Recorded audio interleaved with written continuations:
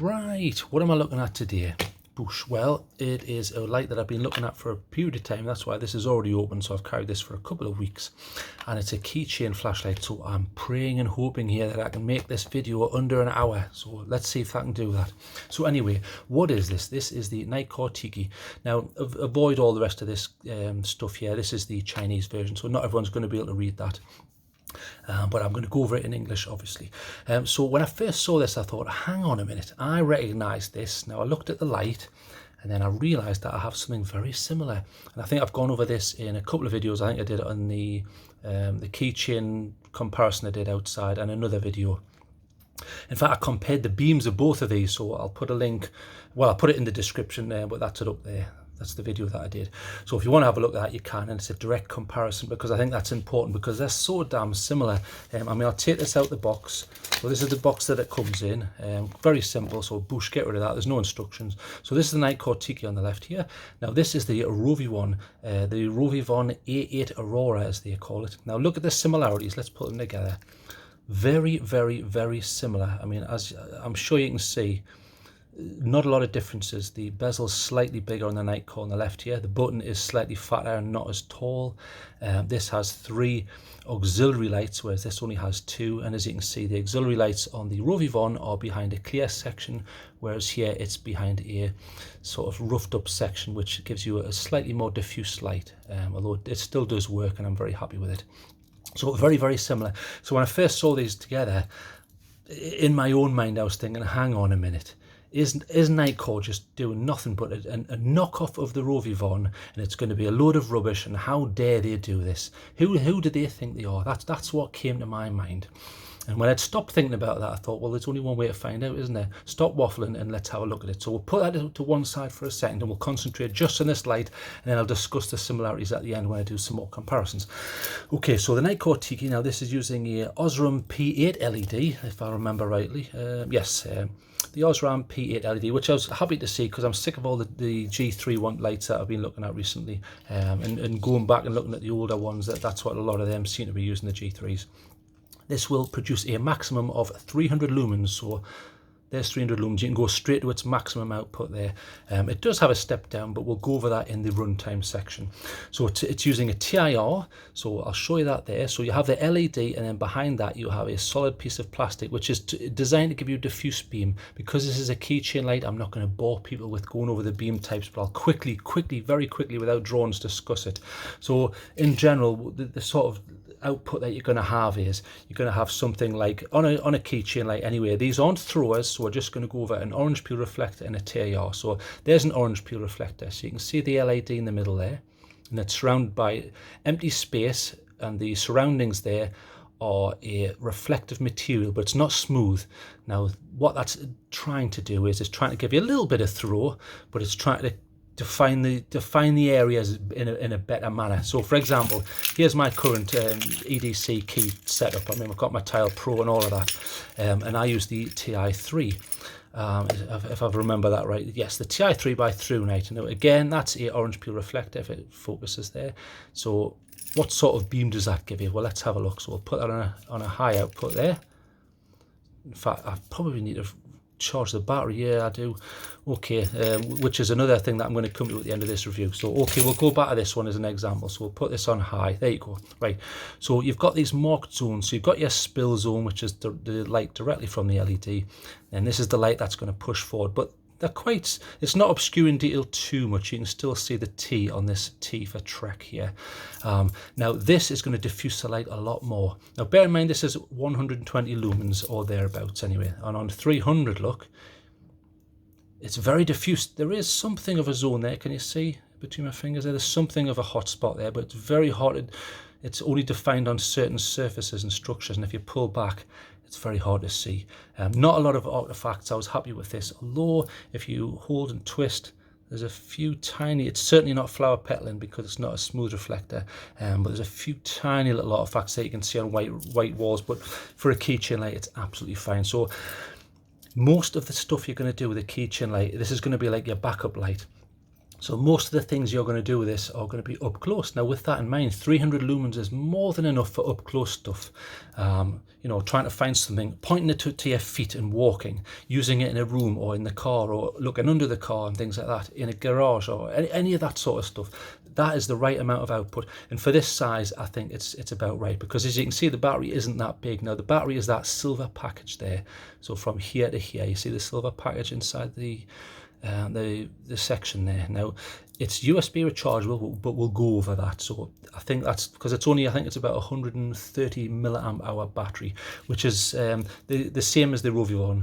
And in comparisons to something like the, I mean, this is the Astrolux here, but if you look at a AAA keychain light, let's look at the milliamp rating for this. So if we can find it, there you go. So 750 milliamp hours. So compare that to this. 130, so you know, very different setup, but we'll explain that and we'll go over the run times and all of that sort of stuff. So let's put that to one side for a second. So I've told it does 300 lumens TIR. Now this only comes in a white tint, so if you want anything other than that, tough. Again, comparing that to the Rovyvon, this is more of a warm tint, so this is going to look slightly brighter, because I had a nice comment on the video that I did comparing just the beams, and even though this is 300 lumens and the Rovyvon is 350, should expect, oh well, this is lighter. It doesn't look like that, and when you're walking in the middle of nowhere, this is actually slightly more useful, although it's going to be slightly more reflective, and it's not as good in mist, but because it's not a thrower, that's not such an issue, and most people aren't going to notice that.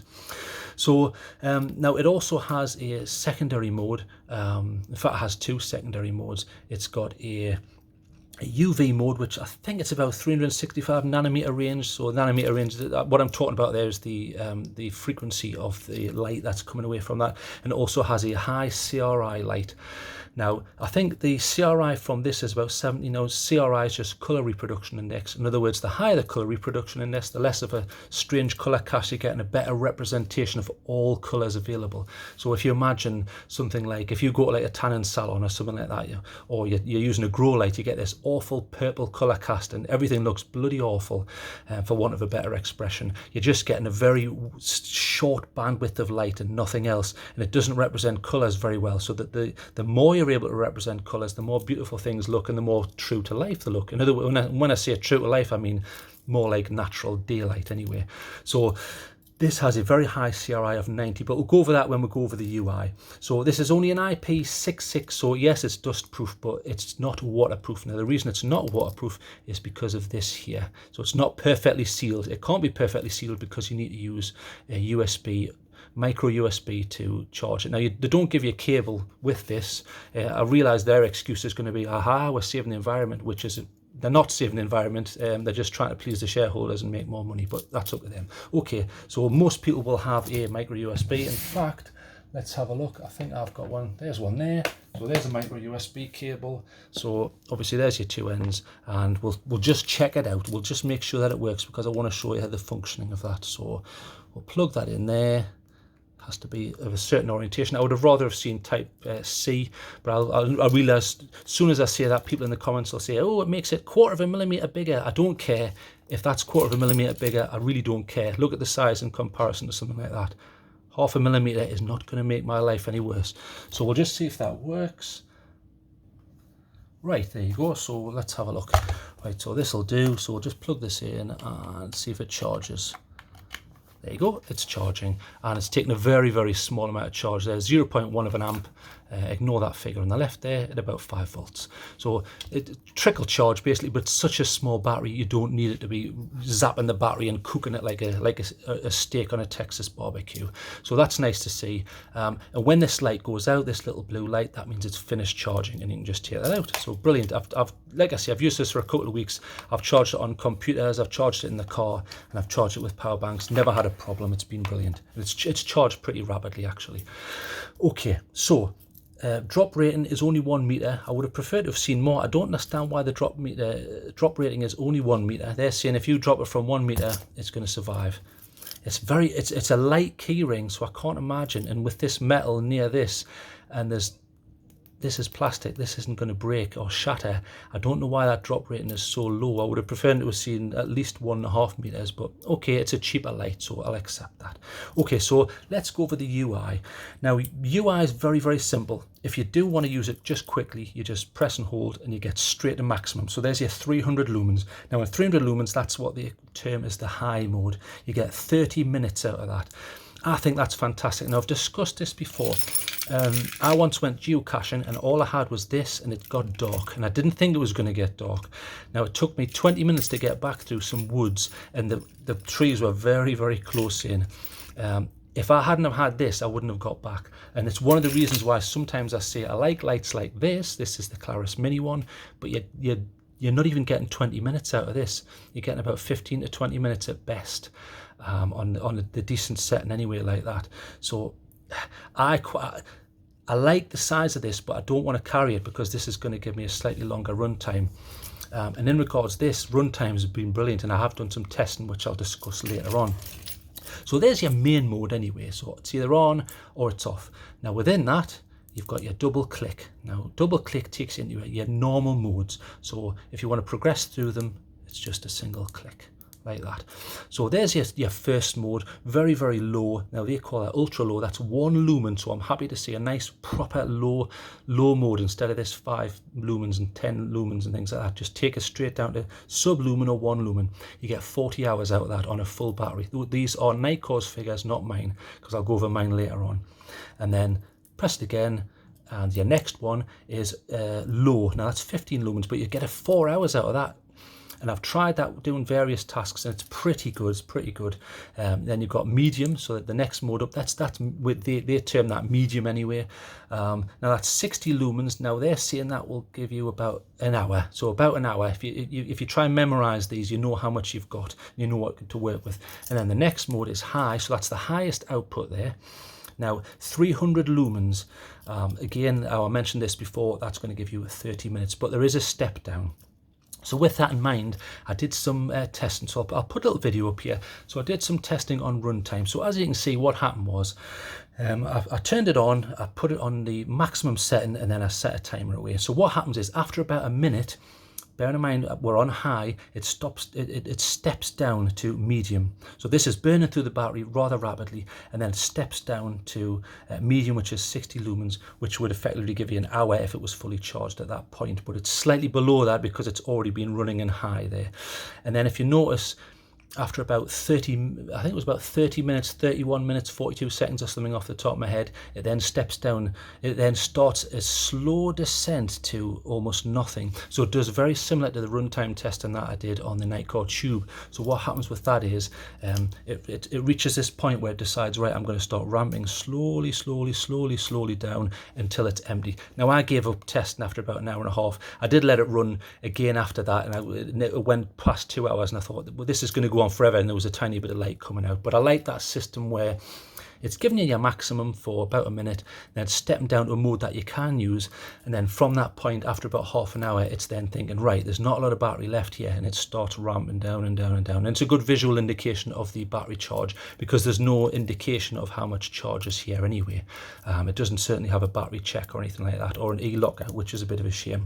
So we'll move quickly on to the auxiliary lights. So to get them, instead of double click, it's triple. So 1, 2, 3.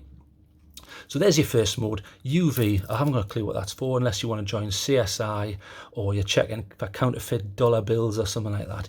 You've got that there if you want it. I can't think why you would want that, but anyway, it does exist. Okay, so your next mode is there's your high CRI mode. So if you remember, I mentioned before the CRI on the main beams is something around 70%. So it's okay, it's perfectly acceptable. Now this is way up there, it's 90 plus they're quoting. Those are Nitecore's figures. So it's really good. And bear in mind, you can tail stand this or hang it in a camp and things like that. In the camp, hang it on inside the hood of the car and things like that. It's very useful and for looking at certain things and just having as a diffuse light. And because of that coating where it's not see-through like the Rovyvons is, where you can see right through, it does help give it a bit more diffuse light, and it's not too dazzling on the eye. It cuts that out a little bit, so nice to see. And then I think if you press that again, you have a beacon mode there. So that's another extra mode there, handy, and it's not going to use a lot of battery. So you're probably thinking, what are the run times on those modes? Well, I'll turn that off and I'll tell you. Right, so run times, UV, you get 45 minutes on the auxiliary there. The auxiliary LED is only running at about 22 lumens, although it does give you enough to work by, especially if you're up close and you're doing something at arm's length. It's very, very handy, and it's going to give you an hour and a half, so that's very, very good. And on that flash mode, I think Nitecore quote about 20 hours is the beacon. That's really, really good. I really like that, so I'm very, very happy with that. So I mean, we've gone over the run times there, but I want to go over some pros and cons, and I want to try and make this a rapid, quick review. So we'll quickly go over that. So size is definitely a pro. I mean, look at the size. Look at it in comparison to, I mean, this is a beautiful light. I really like the lumen top. I always forget the number, EDC 01. I love this different knurling. It's brilliant. The TIR works. It's extremely well made. A beautiful piece of kit for a decent price. As usual, lumen top makes something good, but look the size difference. This feels a bit sort of lighter. You could argue, well, this is metal, it's harder wearing. Completely correct, but are you throwing these off brick walls? Probably not. So with that in mind, you may be better off with this. So look, much smaller. The TIR obviously cuts down on space, and because this has a removable AAA, whereas this doesn't, this has to be a slightly bit bigger because you've got springs and all sorts of things. So it depends what you want, but I was very impressed with the size of this. Also, it's USB rechargeable with the flap. The flap's not as waterproof as I would like, but they never are, and I'll show you that there. It doesn't go in very deep. In fact, when you compare to the Rovyvons, I quite like the Rovyvons. If you have a look at the depth, see the depth of that, look. The depth of that is quite pronounced, whereas the depth on this isn't. It's what I would call a little bit more flimsy, look. It's just wobbling about, which is a bit of a shame. But, you know, you can't have everything. And moving on from that, I'll say that the high CRI auxiliary does work, and because this will tail stand or you can hang it, it is actually handy. I did try and read a book by it. I did some other work, and it does work, and you get that nice long run time from that. I think it's about an hour and a half, because it's outputting at about 22 lumens, so nice to see that. It's TIR. This is the right choice for a small light. You could argue that, hang on, you're saying TIR is brilliant for a keychain light, then why are you carrying a light that doesn't have TIR? Well, my thoughts are, with this gives me a little bit more reach, because an orange peel will give you a little bit more reach, but you could argue that this is only 120 lumens. Because this is more than double, this is going to push out far anyway, and because of that, I'm thinking I might change to this and get rid of my TI3, but we'll come to that at the end of the review. Okay, so TIR, right choice for a keychain light, and it does work beautifully, as you've seen. You can use it whilst charging, so if you've got this plugged in and charging, it'll still run. Very, very nice feature. I like that. And it's pretty cheap. It's only about, I think it's about 20 bucks at the moment, which I noticed these have come down, because these used to be a bit of a silly price, the Rovyvons. I never understood why they were so high. Fair enough on the ones made out of titanium and brass and things like that. Sorry, copper. That's acceptable. But I never really understood the price, and I noticed these have come down big, and I wonder if it's because these have come out and the price on this is good. So are there any cons? Well, there are. There's a little bit of pulse width modulation, and I'll show you that. I'll go to the lowest setting. So I'll go to the lowest setting there. You may or may not see it on camera. I'll try and pick a range where you can see it. It's very hard to see. There you may see, you see there's like black bands moving up and down. That's just how the rolling shutter effect of the camera picks it up. But what's happening there is, especially at low levels, there's a little bit of pulse width modulation. It is nowhere near as bad as the Rovyvon, which I'll show you now. So if we go to the Rovyvon, you see that? At any range, you can see those lines flickering. You see them? Very, very, very noticeable on this light, whereas it's much, much less noticeable on the Tiki. So what pulse width modulation is effectively, they're turning the light on and off rapidly to get a desired output. So it's on, off, on, off, on, off, on, off. Now, that's fine if these peaks and troughs are close enough together. They're very imperceptible to the human eye, which is fair enough. But as they get further and further apart, it becomes a hell of a lot more noticeable. And some people, it's more noticeable to them, especially as flashlight snob like me. So at the lowest level, yes, you can see it. But at the highest level, and we'll go straight to the highest level, I really can't see any, and you can't see any on camera at any range. But you could argue, well, you see less on the high level on this. You do, but it's less on this. It's to a level where it's not really an issue, which is a massive point, because I mean, I've gone over this, and we'll go to the video of the beam versus beam to see that pulse width modulation. I'm not going to go over it yet again. I feel like Groundhog Day. Okay, so another thing, the button, it's dead stiff. On the Rovyvon, it's on and it's off. It's on and it's off. This, I'm having to press right in. You know, you've got to have a grip like, you know, Arnold Schwarzenegger. You son of a bitch. To get it to work. You could argue, well, that's not a bad point. That's actually a good point. It means it's less likely to go off in your pocket. And yes, you're completely right. But when you're trying to time double clicks and triple clicks and all this, it makes it a little bit more irritating. I'm hoping with time that subsides. So I'd be interested, anyone who does own this thing here, can you put in the comment section whether you have a problem with this? This could be just me being a right weakling, who knows? But I do a lot of weightlifting, so I've got quite a strong grip, and you know, it's not an issue, but it's just a little pick point that I wanted to bring up. Other than that, I wish it was a little bit more waterproof, but you can't have that because it's USB rechargeable. So what can you do? Unless you bring out a wireless charging one, which would be great, because I wireless charge my phones and headphones and things like that. But I can't see that happening anytime soon, and it would take up too much space because you'd have to have a coil in there anyway. And I would prefer to be USB-C. I don't care if it makes this a 1/4 millimeter bigger, not interested. I don't think that's an issue when you compare it to something like that or that, because it's still smaller. So I don't care. Make it USB-C. So other than that, really good. So I'm going to give this a quick mark, and then I'll give it a quick comparison, then I'll stop whinging and go outside. So I'm going to give this a 9, because as a keychain light, it covers all the boxes. The only things I'm whinging about are, oh, the button's a little bit stiff. I want a USB-C, you know, because I'm a USB-C snob, and I want it to be a bit more waterproof. And well, tough, you can't, because it's USB. So I have to look at myself and say, look, are you being picky? Well, I am. So I have to give this 9. Look, for 20 bucks, that's brilliant, and I would happily give that as a present to someone. I really like it, and I think they've done a better job. You haven't got all the pulse width modulation issues on this, and the daft sort of rent-a-cop modes and things like that you have on the Rovyvon. So as a comparison there to the Rovyvon, this is cheaper. Yeah, the button's a bit stiffer, but at least the secondary modes are useful. So I'd still probably go for that. I mean, you can compare it to something like the EDC 01 by Lumentop, a beautiful light. I still recommend this to people. It's a fantastic light, and you can just change the battery out. But you've got to ask yourself, how many spare batteries are you taking? And when I asked myself that question, I thought that's a good point, you know, because I carry this, but thinking, oh no, brilliant, I can change that battery anytime I want. But do I carry a spare battery? No, I don't, because it's a keychain light. So I'm hypocritical promoting that feature when it's not something I'm using. So because of that, I'm probably going to change and put that on my keychain. But in regards to this, you're only getting 120 lumens, and it's a hell of a lot bigger and a bit more heavier, and there's no secondary mode, so you could argue this is still better. You can compare it to something like I think this is the JetBeam Jet U. I'll just double check. Yes, the Jet U. Really nice TIR, and because it's JetBeam, beautiful surface. It's almost like a ceramic coating. It isn't ceramic, it's an anodization, but beautiful. I mean, this only has 2 modes. It's got your low and your high, but beautiful. Really like this, and it's quite compact.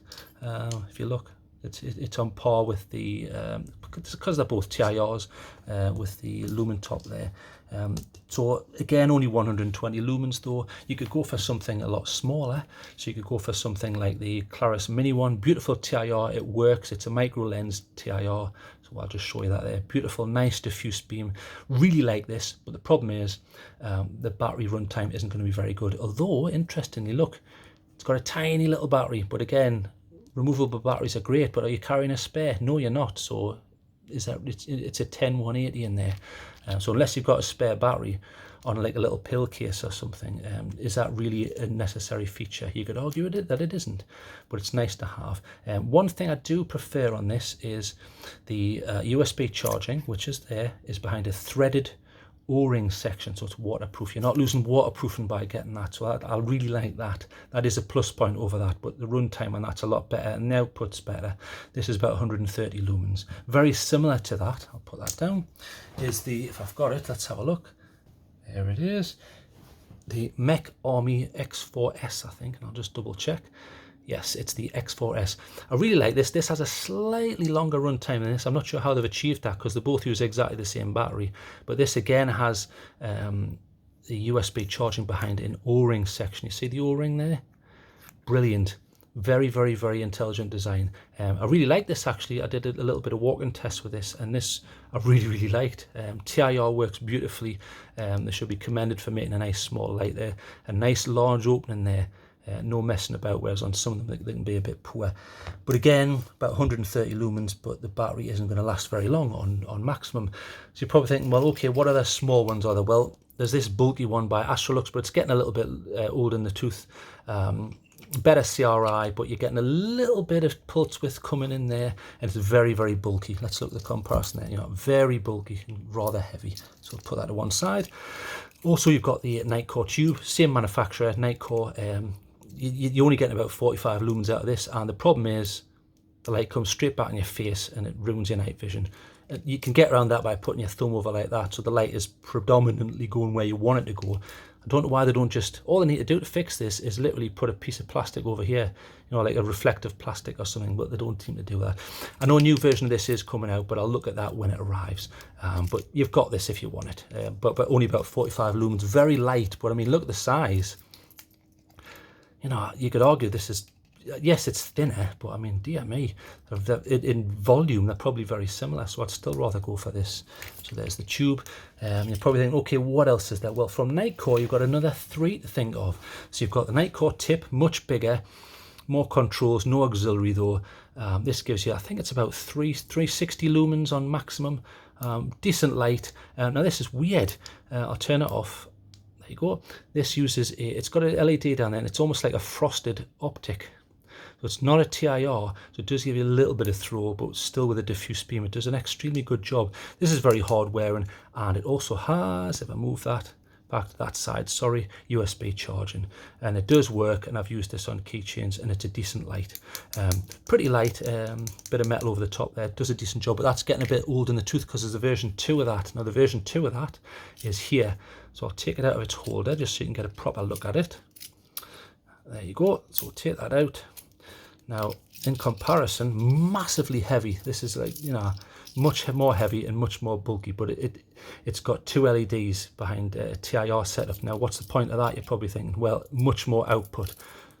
Bang, there you go, 720 lumens, so massive difference. And also it has a very handy feature. It has a mag connector. So if you wanted to take this off your keys, you just take it off like that, and there's your charging port behind. Very, very handy, but the price of this is much more than the Nitecore TIKI. Now, when you want to put it back in your keys, so if you imagine this is on your keys, there you go, done. Very, very strong magnets as well. I can't imagine that coming off by accident unless you fall down a flight of stairs or something. So very, very good. I like that feature. This is all aluminum, so nice to see, but 720 probably, you know, that's quite bulky. But you could argue, well, it's not that bulky, because if you look at the set of keys, here's the fob for the car here. Now look, it's not that much bigger than the fob of the car, although you could argue it's double the weight at least. So it's quite bulky in your pocket, whereas this isn't. So there's another option. If you wanted a little bit more light than the tip, but you didn't want to start spending big bucks on the tip too there, you could go for the Nitecore Tiny. Very light, very compact, USB rechargeable through micro USB, and this puts out 380 lumens. So, and it's again through a micro lensed TIR. So there's the full mode there. Very, very handy. This is great for gifts for people and things like that, and it does have a nice output, and it charges rather rapidly. Just give you a size comparison there. So you could argue that it's only a little bit bigger with this section if you look at it as a side profile, although this is a little bit taller. But this is giving you 300 lumens, whereas this is giving you 380. So you're getting less lumens, but you're getting the added functionality of the auxiliary modes there. Another option, if you wanted to go on the cheap, you get the basically a knockoff of the Nitecore tip, is the Astrolux K1. It's okay. It's basically comparable to this, similar output. Although it does have secondary modes. You've got like a red light and a USB, a UV mode, but very, very heavy because it's metal. So there's your options. So we'll put them to one side. And now, enough of me waffling. I tried my best to make this a rapid review, and I hope I've done that. So 9 out of 10. I'm very impressed. In fact, I'm so impressed, I'm going to do something I didn't think I was going to do. I'm going to take this off. So let's have a look. So we'll take this off. And then what I'm going to do is I'm going to have to put on the new one. So we'll undo that. There you go. Have I done that the right way? Yes. So open that. And then the new champion is now on the keys there. Although what I might do is I might get rid of this section because I find these aren't particularly reliable. And I'll just go with the split ring straight to there. But a lot lighter than what I was using. And I'll miss this. I will miss this because as you can see, I've used this a lot. The knurling's all weighed down and the anodization's coming off. This has been extremely invaluable light to me. And it saved me going through the woods once. But I think it's time to send this to the big flashlight heaven in the sky. So with that in mind, this gets 9 out of 10. It's now my new keychain light. And we'll say goodbye to this. And let's go outside and have a look at what this light actually looks like. Goodbye.